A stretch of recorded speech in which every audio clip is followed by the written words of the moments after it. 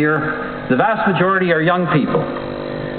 As often as not, when you're on a ski lift at one of our mountain resorts, a cheerful attendant will welcome you in that distinctive Aussie accent. At least we think it's distinctive.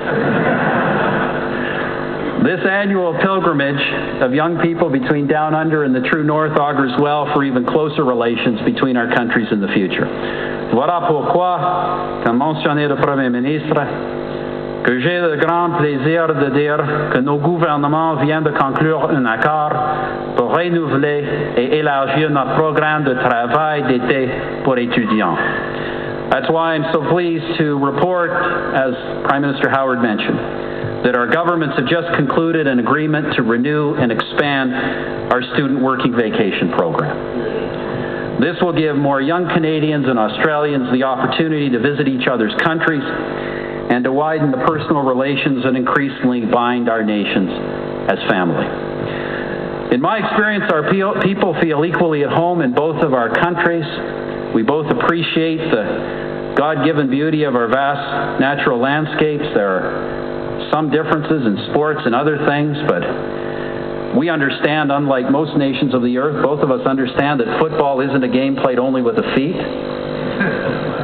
And I think with familiarity, we learn to appreciate each other's versions.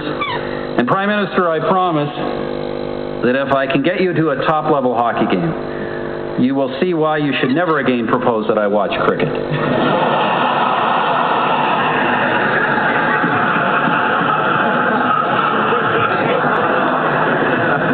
Ladies and gentlemen, in the course of the past week, I've heard a suggestion for a new metaphor to describe the relationship between our two countries.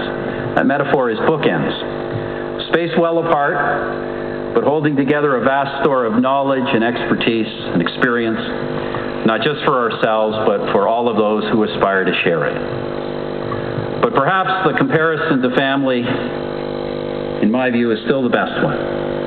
So as proof, let me conclude with a somewhat amusing anecdote from one of my predecessors, Lester Pearson. In the 1940s, he was a young diplomat in Ottawa. And one day he found himself with your Prime Minister, J.B. Chifley, the young Princess Elizabeth, and her infant son, Charles. At the time, Canada-Australia relations were, I gather, in a somewhat strained condition.